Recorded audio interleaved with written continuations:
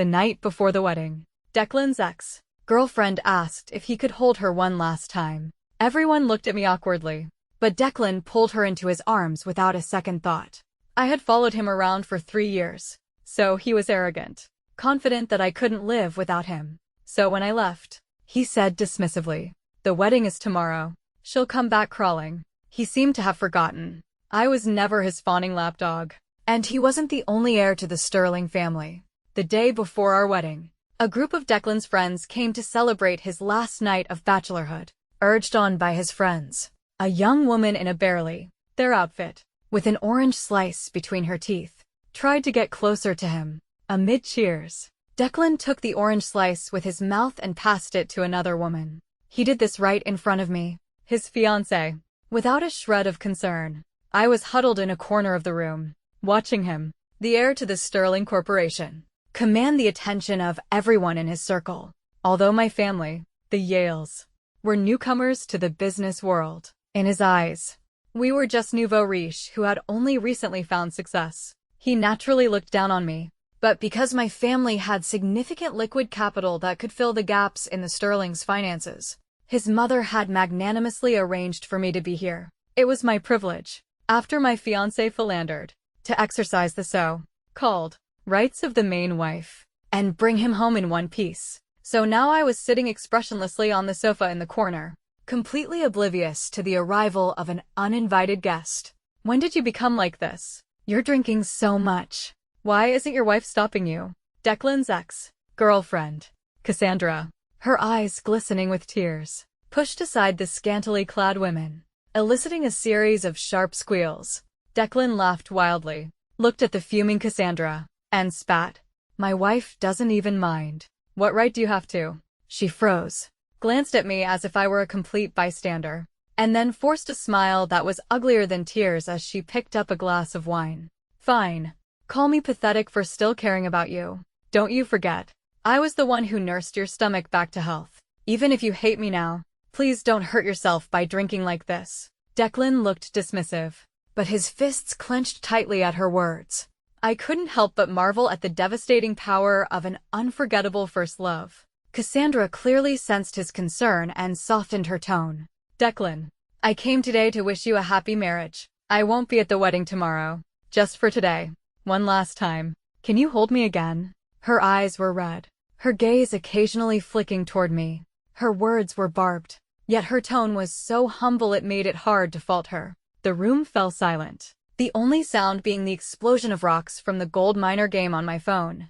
My heart wasn't entirely calm, but everyone knew Cassandra's place in Declan's heart. Their story was like an old-fashioned drama, a game of cat and mouse. But Cassandra wasn't as steadfast as Declan had imagined. Upon hearing that the Sterling family was facing a financial crisis, she had thrown herself into another man's arms at a bar that very night, right after Declan's mother had approached her, and then married him. Cassandra became his unattainable dream, never to be seen again. If it weren't for my appearance as the marriage alliance partner and the announcement of our wedding, she probably would have never shown her face to Declan again. I understood her little schemes. Everyone did, and Declan himself understood them best. Unfortunately, understanding doesn't always lead to clear thinking. He preferred to blame his mother for everything rather than accept that his first love had willingly given up on him. In the dead silence, Declan pulled Cassandra into his arms. The veins on his hands bulged, and his back was stooped, as if he were carefully protecting something precious and unattainable. Then, Cassandra broke down in his arms. "Don't get married. You know I'm not happy now. So, please don't leave me." Provoked to my face, I finally had to look up.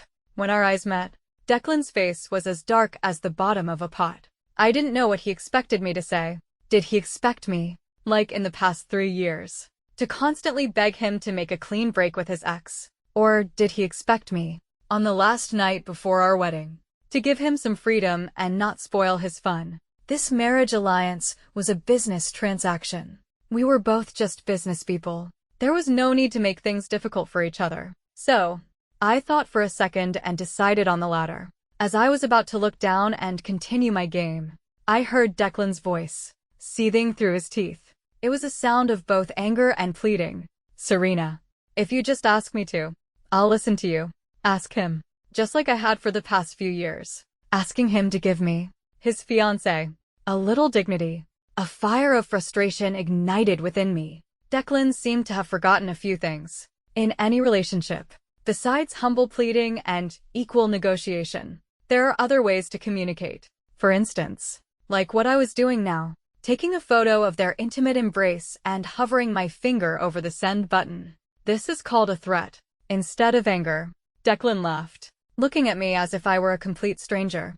You think I care about that? If I give your family a slightly better deal on the projects they're investing in, not just my parents, but your own parents will tell you not to make a big deal out of it. I smiled back at him. You're right.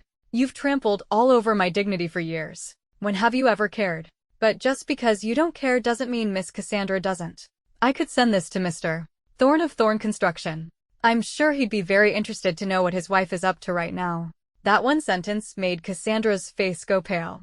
Years ago, Cassandra had fallen into Mr. Thorne's arms at a nightclub. At the time, Mr.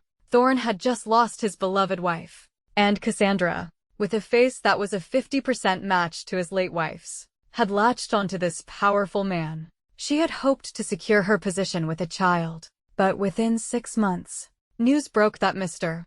Thorne was collecting beautiful women from all over. Each one looked more like his late wife than Cassandra. And each was more ruthless. Now, childless. If news of her entanglement with an ex-boyfriend broke, she wouldn't just lose her chance at having a child. She might not even be able to hold on to her position as Mrs. Thorne. Her lips trembled, and she tried to push Declan away, but he held her even tighter. Serena, it's my business that I can't let her go. Why do you have to make things so difficult for her? Don't forget, you're not Mrs. Sterling yet. Don't act so high and mighty. Apologize to her. Don't make me say it a second time. Declan's threats were always the same, all based on the assumption that I couldn't live without him. I smiled, then pointed at the married woman in his arms. Then how about I give her my seat? Oh, wait. No. The Sterling family would never allow a mistress to take that position. Cassandra clearly knew this too. Her face was ashen, and she was crying so hard she looked like she might faint. Declan and I were together first. I'm not a mistress. Before anyone could react, Declan strode toward me, and a slap sent my head turning to the side. Declan's eyes were dark and cold, just like the day our parents announced our marriage alliance. That day, he had looked at me as if I were his enemy and warned me, "You are just a marriage partner.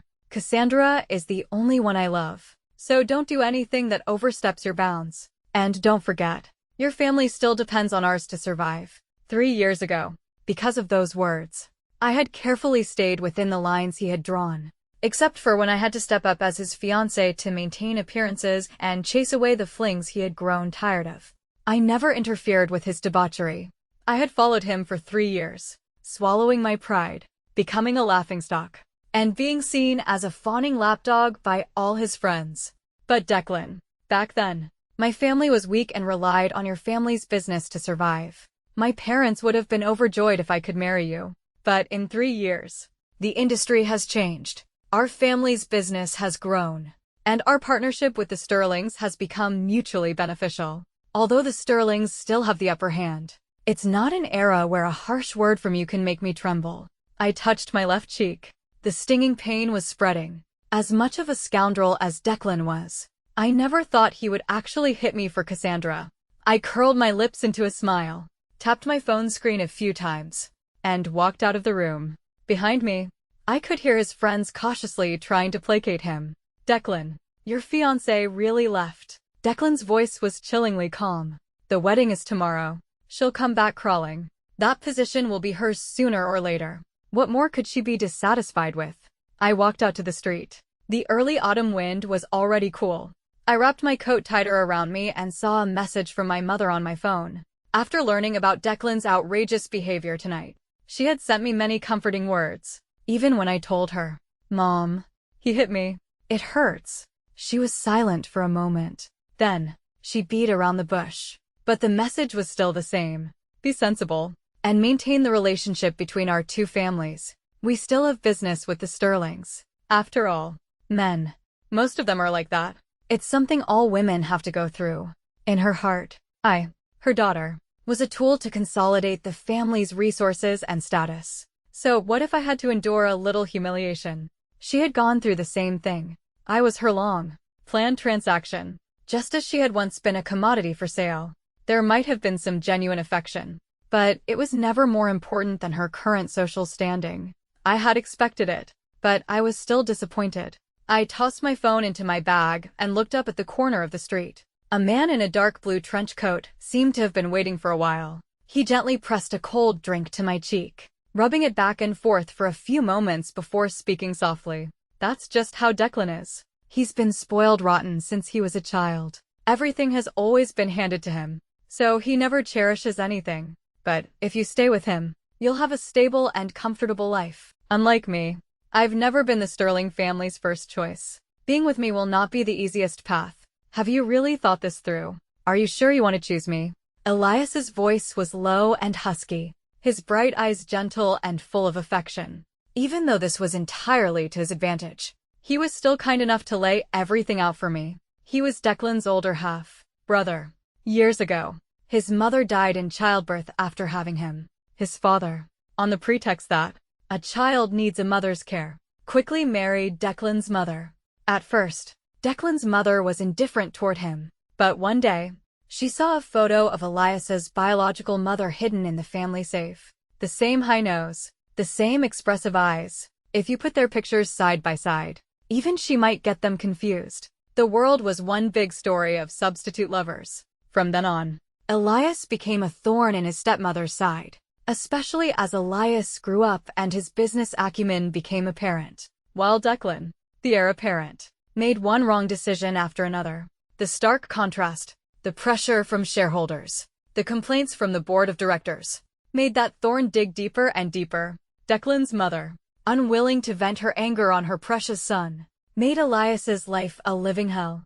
At the height of his oppression, he was sidelined at the company. He went to a bar to drink his sorrows away and happened to run into me, who had just been kicked out of a private room after a routine mission to catch my cheating fiancé. One was dejected, the other was a mess. Thinking back now, we were a match made in heaven. I linked my arm through his. I felt his body instantly stiffen. I pointed to a metal advertisement board on the street. Our two reflections were joined together. A perfect match.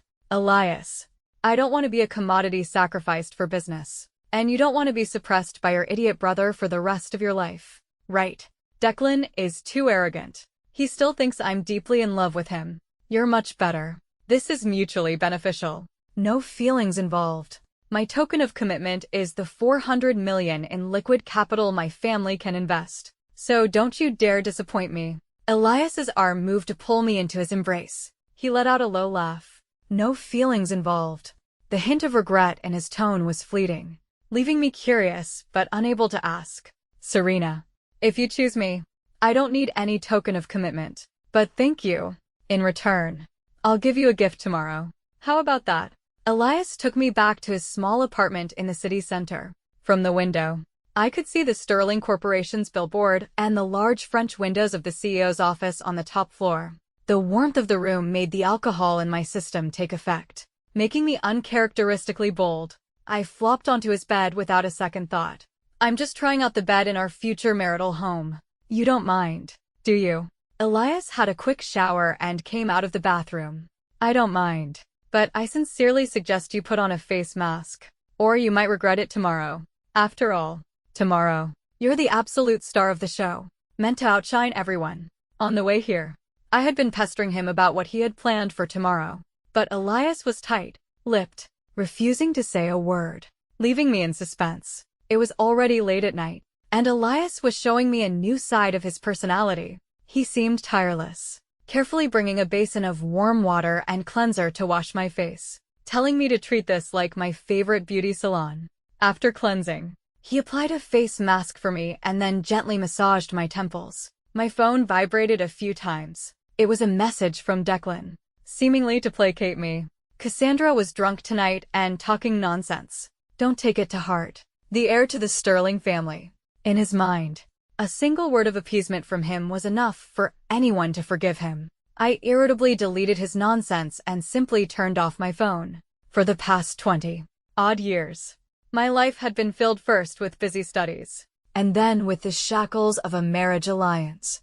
At least in the 3 years I was tied to Declan, there wasn't a single second I was being myself. I was constantly on guard, worried that my so-called fiancé would land me in the middle of a scandal. The world is so unfair to women. My other half cheats, and the media immediately plasters my name on the headlines, turning me into a laughingstock. Elias's appearance, for the first time, made me feel a sense of camaraderie, a long-lost feeling of relaxation. His hands were still in my hair. I squinted, peeking at him, and my heart raced when I saw his face up close. He was too close. I could see his eyelashes and the tip of his nose. His warm breath fanned across my forehead, creating an intensely intimate atmosphere. If he were a technician at a beauty salon, he would definitely not be a proper one. Elias. What I wanted to say was, if I had been arranged to marry you from the start, things would have been so much better. I think I would have really fallen for you, but I couldn't bring myself to say it. His situation in the Sterling family was far worse than mine in the Yale family. He had no say in anything. I didn't want to touch a sore spot, so I blushed and managed to say, "You're really handsome. When we go to get our marriage license, can you promise not to be prettier than me?" When I woke up, a thin blanket was draped over me, carrying his unique mint scent. I watched the clock on the wall, the seconds ticking by, my anxiety growing, switching the groom at the last minute. It was such a crazy idea. Why would Elias willingly go along with me? Would things go smoothly? Would the Sterling family agree? But he seemed completely unconcerned.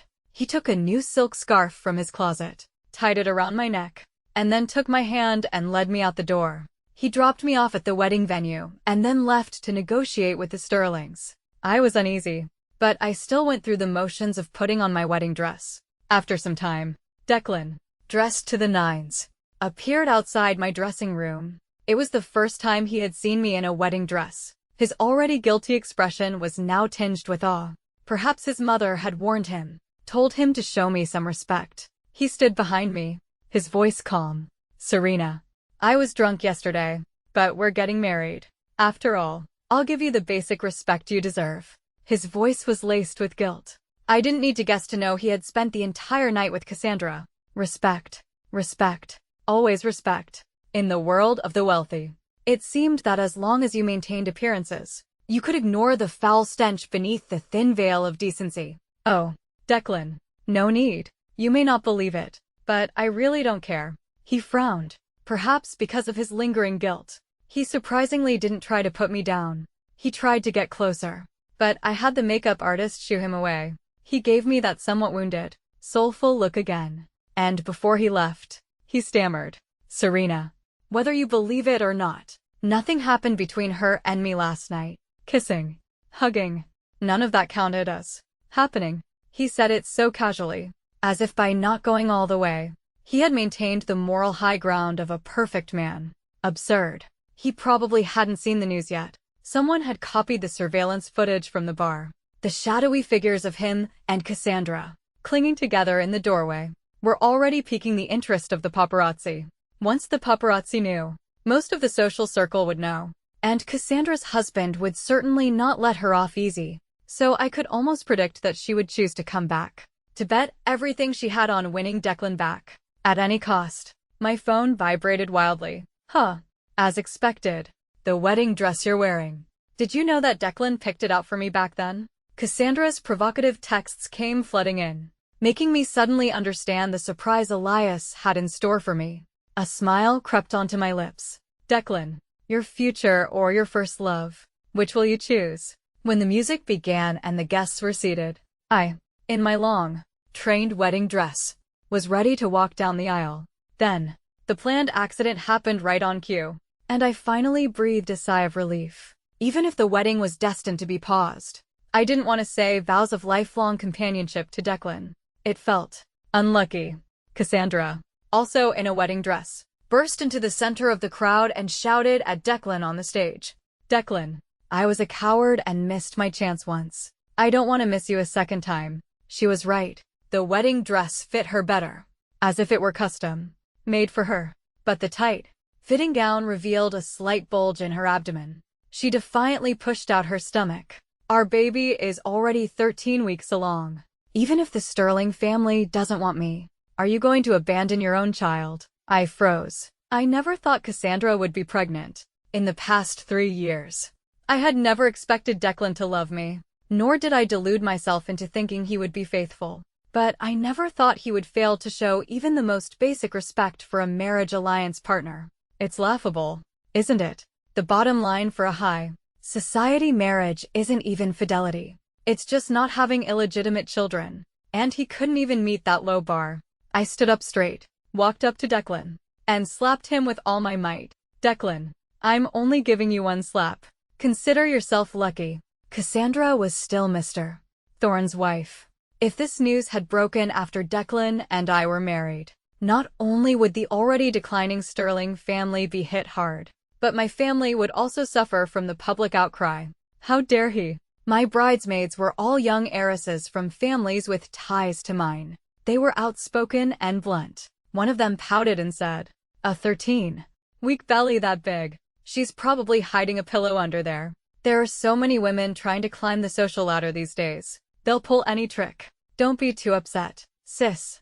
The young woman spoke without any regard for the Sterlings, and Declan's expression grew darker and darker. His cherished first love was being called a gold digger, and he couldn't even retort because he couldn't afford to offend the speaker. One can only imagine how he felt. Serena, I'll give you an explanation. I didn't. You didn't what? Are you going to deny you slept with her? Do you need the media to publish the photos before you admit it? But she shouldn't be pregnant. She was just being willful this time. Before Declan could finish, Cassandra, from below the stage, threw a stack of medical reports into the air. Gasps rippled through the crowd. So what if she had a pillow under her dress? So what if it was all an act? She was indeed 13 weeks pregnant. And the news of her affair with Declan was already spreading like wildfire among the paparazzi.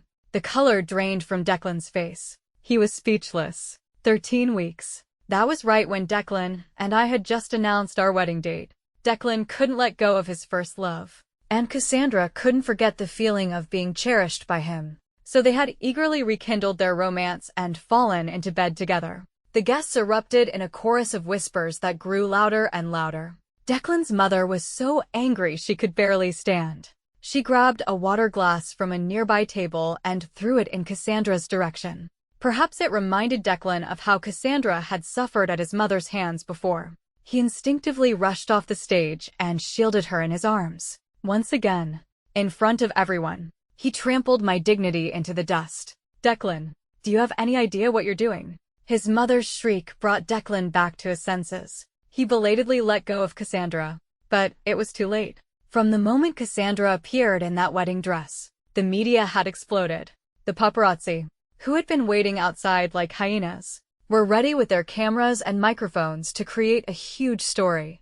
Declan's position in the Sterling Corporation was already unstable, relying on his parents' support and my family's backing to maintain his status as heir. After today's fiasco, he wouldn't just lose his promotion to general manager. He might not even be able to keep his vice president title. I saw my mother, the one who always told me to endure everything, clutching Declan's mother's sleeve. Her usually well-maintained face was flushed red. She was probably remembering her own wedding day, the scandal when her husband was caught with a waitress on a yacht. A humiliation that, despite being hushed up in the media, was still a joke whispered among the society wives. She was trembling all over. From a distance, she looked at me on the stage, and tears streamed down her face. I could read her lips. She seemed to be calling my childhood name, her expression one of heartbreak. I didn't know if her pain was for me, or for her so-called dignity. I pinched myself hard, forcing tears to my eyes. Then, in front of everyone, I collapsed, fainting into a pair of warm, waiting arms. I was the absolute victim, fainting at the scene and being rushed to the city hospital. Even though the Sterling family did their best to suppress the news, a few blurry photos and long audio clips still leaked out with the rumors. In the end, the whole city knew. While everyone was speculating whether our two families would become enemies, I sat on my hospital bed and announced to the reporters, "Thank you all for your concern. As my parents' daughter, I have been raised by them for many years. I will not harm their painstaking efforts because of my own momentary grievances. I believe the Sterling family will give us a satisfactory explanation. The business ties between the Yale and Sterling families had existed for years. Even with the shift in our relative power, our businesses were not so easily separated. Everyone knew that if we were to force a split, both sides would suffer greatly. As the Yale family's daughter, and more importantly, the victim of this marriage fiasco, I appeared before the cameras with a weary smile, insisting on putting my family's interests first. Anyone who saw me would have been moved to tears. My parents visited me in the hospital several times. They were not blind to my little schemes, but they said nothing. With my help, the public's attention on the Yale family reached its peak, and the overwhelmingly positive sentiment was beneficial for our stock price. Those who benefit do not speak. That was a lesson I had learned from my brother over the years. On a sunny afternoon, my mother smoothed a stray hair from my temple and then pressed the family household register into my hand. There was still hesitation in her eyes. She said, her voice full of meaning, "Serena, I've thought it through. There's really nothing good about this high society life. If you're not happy, even if you don't want to get married." I cut her off before she could finish. "No need, Mom. The Sterlings don't have a daughter. I suppose you can't have your precious son sell himself." The words surprised even me. I thought my heart was numb, but my tone was still laced with blame. She flinched, then met my calm, emotionless gaze. "For the sake of my brother's position in the family, you would have sacrificed me in the end, no matter what, wouldn't you?" She avoided my eyes, said nothing more, and left the room. As the door opened, she ran into the satisfactory explanation. Elias had come to see me, carrying flowers. He nodded at my mother. The sunlight streaming in cast a warm glow around him. He looked a little tired, his hair not perfectly styled. He placed the flowers on the bedside table and began to peel an apple for me. "Elias, thank you, but I really don't like apples. You saw my mother bring them in, didn't you? But she doesn't know. I can't eat apples. I'm sorry, Serena." "It's okay. You're the last person who needs to apologize to me." Silence stretched between us. I looked at his weary face. "Are you tired today?" His shoulders tensed for a moment. Then he said, a little awkwardly, "It's all right. I thought you said I couldn't be prettier than you on our wedding day, so I deliberately didn't sleep last night." He placed his own household register on the bedside table, then took out a ring. "Serena, even if this is a partnership, I think you deserve a proper proposal. Serena, thank you for choosing me when I had nothing. So if I am fortunate enough to have my life intersect with yours, it will be the honor of a lifetime." His posture was incredibly humble. He kissed my hand, but didn't force me to put on the ring. His own left hand already wore a simple band, as if to say he was already willingly bound to me. A document I had mistaken for a prenuptial agreement was spread out. It stated that Elias voluntarily gifted Miss Serena Yale 10% of his shares in the Sterling Corporation before their marriage. "I don't have much right now, but I can give you everything I have." If Declan's mother heard this, she would probably die of anger. 10% of a publicly traded company was a staggering amount for an individual shareholder. Declan's mother had been fighting for shares, both openly and secretly, for over 20 years, and she only had 3%. Tears streamed down my face uncontrollably. I had pretended to be selfless for so long that when someone offered me their heart, I couldn't pretend to be unmoved. "I do." My fingers were still trembling as I slid the diamond ring onto my left ring finger. It was a perfect fit. How wonderful. It was designed just for me. Finally, something I didn't have to give up to someone else. "Serena, what are you two doing?" The hospital room door opened again. Declan stood there, holding a bag of apples, his face ashen. Elias didn't even turn his head. He just smiled with satisfaction as he watched me put on the ring. "It suits you perfectly. It was custom made just for you. No one will ever show up in front of you wearing the same thing to flaunt it." Elias's words were a direct, stinging jab. Declan's trembling voice came again. "No, I can explain about Cassandra's dress. She used my phone to contact the designer without my knowledge. I didn't let her." His explanation was weak. Thankfully, I no longer had to care.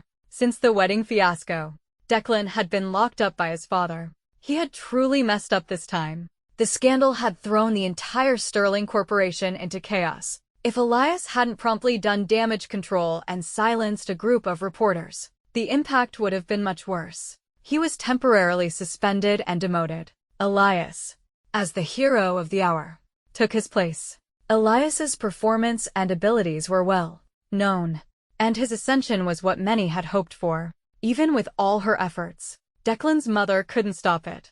I heard Declan's mother had screamed at his father. "He's just an illegitimate son. Why are you helping him instead of your own son?" And his father's reply was chillingly cold. "Shut up." Compared to Elias, Declan is the illegitimate one in my heart. If your eyes didn't look like Elias's mother's, do you think you would have ever married into this family? How Elias's mother died. You might have been able to hide it from me for a while, but not forever. I've been good enough to you and your son all these years. Declan's mother collapsed to the floor. The winner and loser were decided. Declan's mother had also come to the hospital a few times, but I had fainted in front of her each time, giving the media more fuel for the fire. I didn't know if Declan's visit today was his own doing, or if his mother, at her wit's end, had sent her son for one last gamble. But Declan, I did give you a chance. I gave you 3 years. You didn't cherish it. Who's to blame? Elias and I officially registered our marriage. In our wedding photos, I smiled without a care in the world for the first time in a long time. The formal wedding was set for the spring of next year. We would use the publicity from the wedding to launch the Sterling family's new spring product line. To prepare for the wedding, Elias was swamped with work, and when he got home, he still had to choose various items and gift boxes for the ceremony. And I was busy overseeing the marketing department's promotion of the spring launch, making sure there were no hiccups. After all, with my family's $400 million investment, I needed to maximize the return on that resource. As long as the stock price rose with sales, I would be the happiest woman alive. Whenever we discussed wedding details, he would talk about his plans, and I would talk about mine. In the end, I would be met with his resentful gaze. "Do you like the wedding Declan planned more than the one I'm planning?" "Shut up, Elias. Don't be ridiculous." We ended up looking at gift lists all night and went to bed the next day with dark circles under our eyes. Time flew by, and as the wedding date approached, I started to feel a sense of unreality. I was happy, but also a little anxious. I think I was starting to fall for Elias. The more I liked him, the more scared I became. The more scared I became, the more I wanted to run.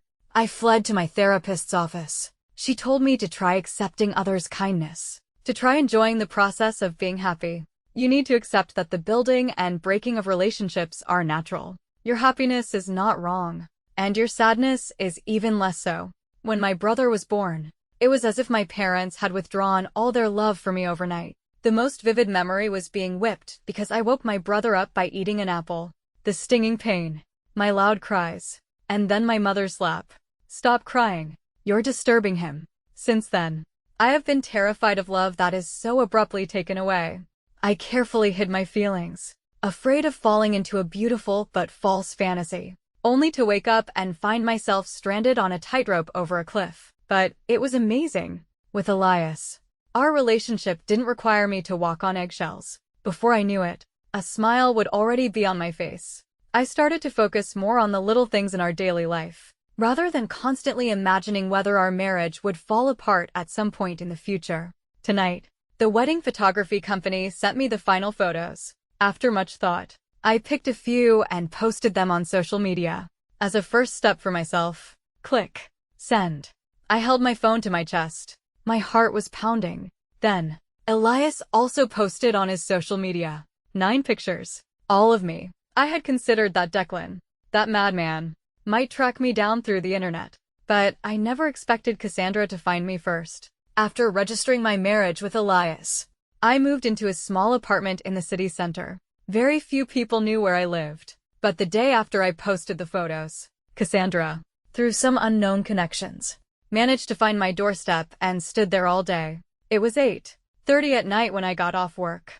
I was carrying a bucket of fried chicken when she blocked my way.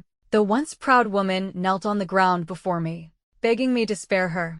She said that as long as I was still angry, Declan would not let her go. "You love Declan, don't you? Now that he's madly in love with you, Why force yourself into a marriage alliance with someone you don't love? Declan said that if you go back to him, he'll send me and my child to live in England for the rest of our lives. So please, I'm begging you, come back. Just have mercy and save my life. I watched her monologue and suddenly felt a surge of anger. How dare she say I don't love Elias? My gaze turned to one of pity as I looked down at her. A young woman with no background, who had fought tooth and nail to squeeze into this circle. It was a shame. She had been in the world of the wealthy for so long. Yet she still didn't understand. In the past few years, how many times had I been angry? Had Declan ever truly stood by my side? He was just venting his current frustrations on the now powerless Cassandra. And besides, why would I, Serena Yale, take back a man who had betrayed me? I let out a mocking laugh and said to her, unlike you, I'm not interested in men who have betrayed me. But you don't have to rely on him. I, Serena Yale, can send you to England. And if I want, you'll stay in England for the rest of your life and never come back. Are you willing? Cassandra was speechless, stammering, unable to form a coherent sentence. Why not? Are you afraid you'll really be stuck in England for the rest of your life? Cassandra's body had grown heavy. Her retreating figure was unsteady. She was fleeing in utter disarray.